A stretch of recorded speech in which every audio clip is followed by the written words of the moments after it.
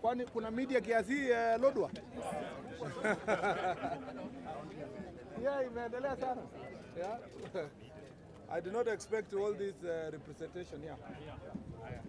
So waziri tuelezea tunakaribisha Turkana. Yeah. Tuelezea you've come here to Turkana. What's the mission? What are we expecting from you? Okay. Then questions will follow. Okay. Okay, thank you very much, ladies and gentlemen. Thank you for coming to receive us here. We are in Turkana today, the cradle of mankind, to have Jukwaa La Usalama. And our intention today is to listen to the people of Turkana. This is the largest county in the country by landmass, and we have a representation of security officials, people who are in the security sector from the entire county, from the sub-location to the county level. We also have the representation of Wananchi, at least 5 stakeholders from every division in the entire Turkana county. And the objective of Jukwaa La Usalama is to listen to the concerns of the citizens and the officials that are working here, including the security officers. So all the OCSs of Turkana County are here present today, and the OCPD and the county security team is also present here. As I said, it's our objective to listen to them. And I have had a security meeting here with the regional and county security team, and I have a fairly some good brief about the main challenges of this area. As it is known in the entire republic, the first challenge we have here is the issue of banditry. Kerio Valley has always witnessed a serious problem of banditry, and Turkana is in a unique position where it is facing problems of banditry locally, but also facing it internationally, in the sense that the pastoral communities we border in South Sudan, in Uganda, in Ethiopia, also a challenge to the Turkana people. So we have international challenge and the local challenge. On the part of the local, there has been relative peace in the Kerio Valley region based on the previous operations, Operation Maliza Walivu, but we haven't really completely finished the work that we need to do. We still have pockets of challenges in different places. Part of it is contributed by the strength of the police officers that we have here, the proper organization of the NPR that we need to organize. There's also, we'll be listening to the citizens on the areas where we need to increase NPR presence. But this meeting also is happening at the backdrop or background of IG is working on the reform of the NPR to see how we can make it more seamless in terms of their welfare, but also in terms of accountability through the OCS, so that you don't have NPR having guns, but also harming the citizens. They must know that they are officers of national government. So on the Kerio Valley part, and then there was, as you very well know, His Excellency the President, when he came to office, ordered that we need to restore the schools that had been closed because of banditry. And a few schools in West Pokot County are yet to be completely restored, and a number of schools in Turkana South and Turkana East. As you may have seen, we have about 4 or 5 schools that are yet to be reconstructed. In this financial year, some resources have been given, and we believe that soon KDF will be given the amount so that they can work on those schools and restore them this financial year, so that we close this matter. On the question of international, the second problem that we have in the Turkana is the problem with neighboring countries. The challenges with the Tobosas in the part of South Sudan, the Dasnach in Ethiopia, and the Karamojang and other communities in the part of Uganda. Again, this is a challenge we are facing. We need to ask ourselves how we can work together, possibly have a multi-agency team that is going to be stationed in the key entry points to our country. For example, the police and the citizens have just been left to through NPR and other mechanisms to take care of Todonyang. It may be necessary now to have a multi-agency approach where the KDF, Kenya Defense Forces, will also come into presence to bolster the strength that we have there. We must do more around Nadabal, Kibish, and all the way to our border to Uganda. And again, we want to see how best we can work together with the NPR in those parts of the country, maybe train them better, remunerate them better, give them better uniform and give them better equipment so that they can work together with the security forces. Because of also this border to international border, we have challenges related to immigration or migration rather. We still have aliens, illegal immigrants that are coming through. We have porous borders that are facilitating trafficking in persons. And you will find that because of the operation that is going on in Marsabit, Turkana has become a weak point for some of these aliens to come through as they find their way access to Nairobi and all the way to South Africa and beyond. And it's our responsibility now to think through as security officers how then we can bolster also security operations in the area to deal with that. Other than that, other security challenges that we have here is the question of human-wildlife conflict. We have Turkana South Game Reserve. We have the Turkana, Lake Turkana, where there has been a conflict with the local community together with our KWS and other agencies. We want to see how best we can work together, especially with county government when it comes to the game reserves, so that we can make sure that there is better enforcement, but protection of human rights for our people. But at the same time, to make sure that criminals are not hiding in these places and end up causing security challenges to the residents of this area. The other issue that we are dealing with, an emerging issue, is illegal mining in some of the parts of Kerio Valley region. And we want to make sure that, and this challenge is between West Pokot and Turkana County, and we want to see that that is sorted. We have also a bigger issue of boundaries. The boundary of Baringo, West Pokot, Turkana is giving us also security challenges, and we want to see how slowly we can work on boundary issues to make sure that our people can live in peace. Other than that, the international boundary is also important for us to safeguard our boundaries with South Sudan, with Ethiopia, with Uganda, and we want to make sure that that discussion is ongoing. It's beyond just this ministry. This is interministerial. We have foreign affairs, we have defense ministry working together to find a lasting solution in so far as boundaries is concerned, especially international boundaries. Lastly, these are just some of the key issues I've just picked, but one of which is to deal also with drugs and substance abuse. Because of these porous borders, you still have characters who are dealing with drug trafficking, and we'll be listening from Nakata today.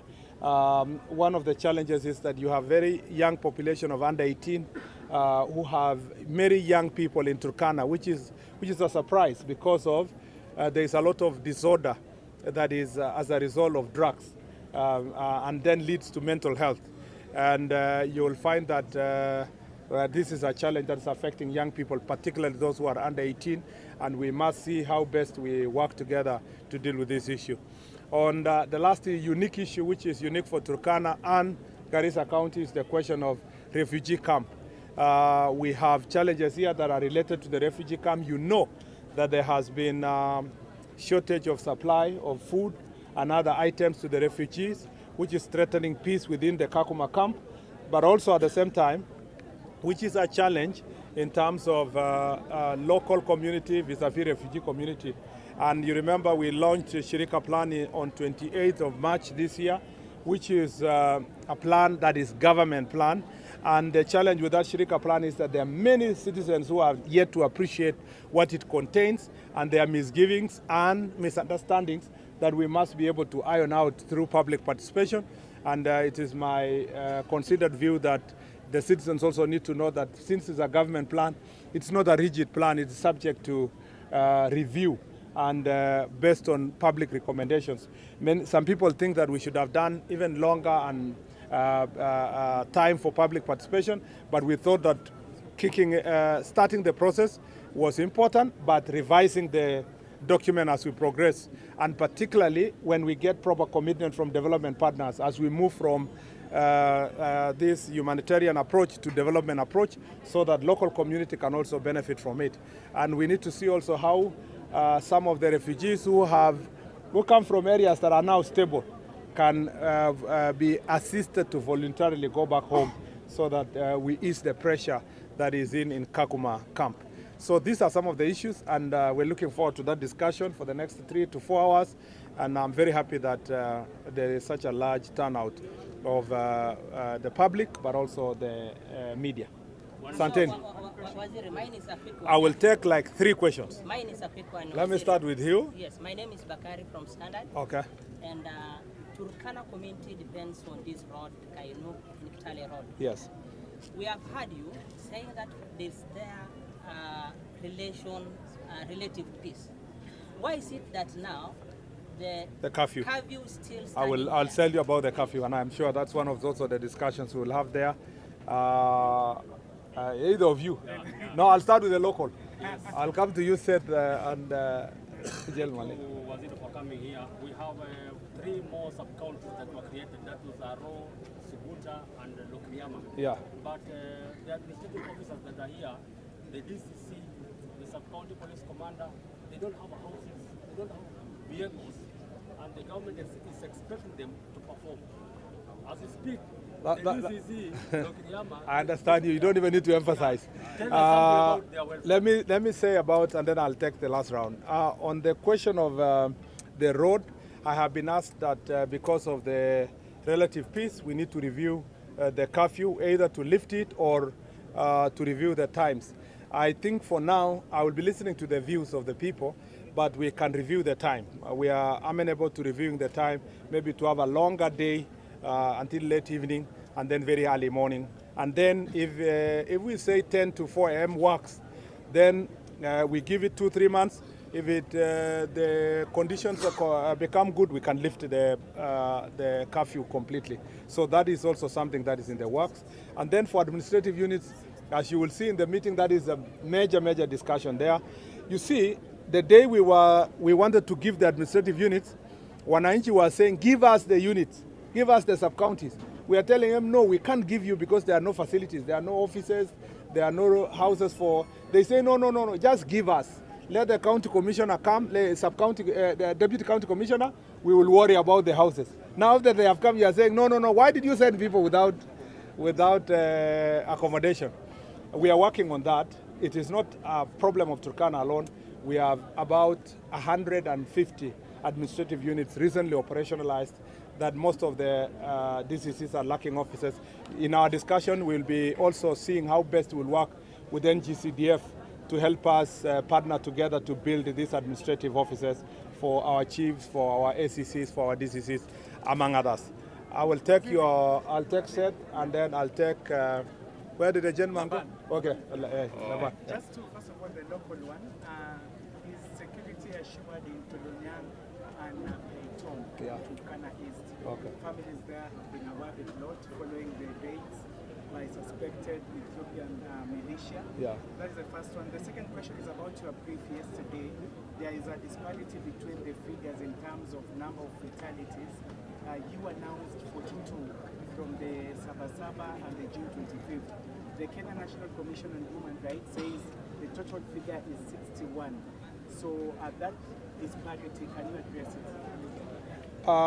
Yes, let me take you so that we finish once. Laban. Vizuri Seth ameuliza hiyo ya Tolonyang. Yeah. Zipo zile familia ambazo bado zinatafuta mili ya wapendwa wao. Correct. Tungependa kujua ni hali imefika sasa. Yeah. Wakati tunatangaza kwamba kuna juhudi ya kuimarisha usalama.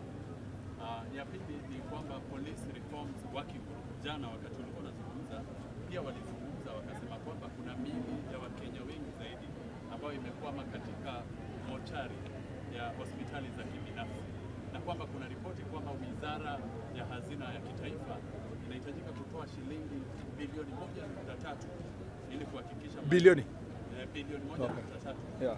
Na kuhusiana na ripoti hiyo ni kwamba nyingi ya miili hizo ama miili hiyo walipoteza maisha yao wakati wa maandamano ya hivi karibuni. Kwanza niseme kwamba what was your first question, sir? Todonyang, yes. Oh, which is the same, which is tied together. On Todonyang issue, remember there is still pending verification of the exact numbers. And partly because people who are suspected to have lost their lives inside the lake. So in the absence of finding the bodies, it's become very difficult to verify the exact numbers and say with the utmost certainty that this is the number of people. Missing persons report indicate that the numbers were higher. But confirmation, in terms of when you want to announce numbers, you can only say they are missing people. You can't say that they died, because by the legal procedure, you must first verify if those people died. Some reports also indicate that there are some people who are still alive, and they are in the other part of Ethiopia and so forth. But I don't know if that can be true for such a long period of time. So what we want to do is to continue working with communities to make sure that they report. In some instances, people don't know.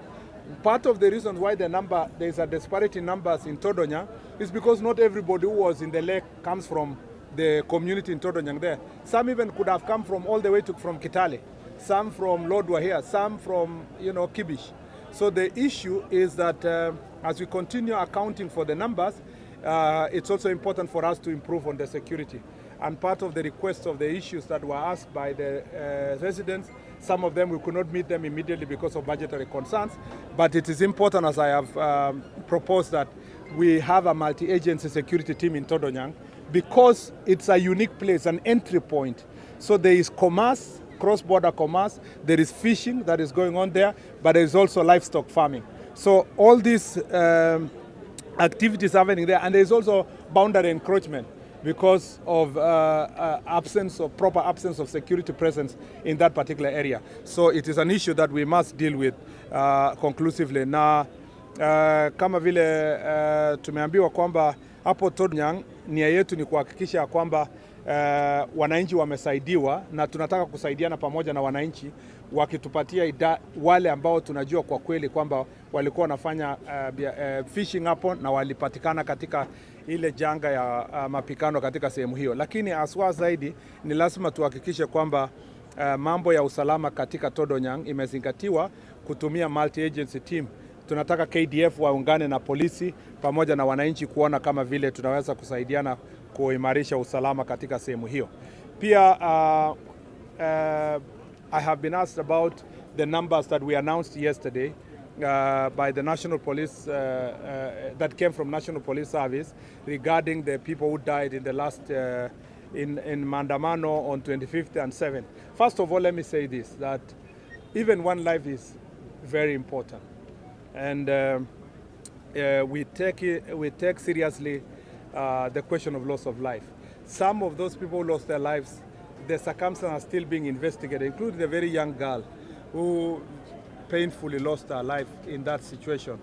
And we want to say that nobody is intending to hide numbers. There is no value in hiding numbers, because it's about human beings.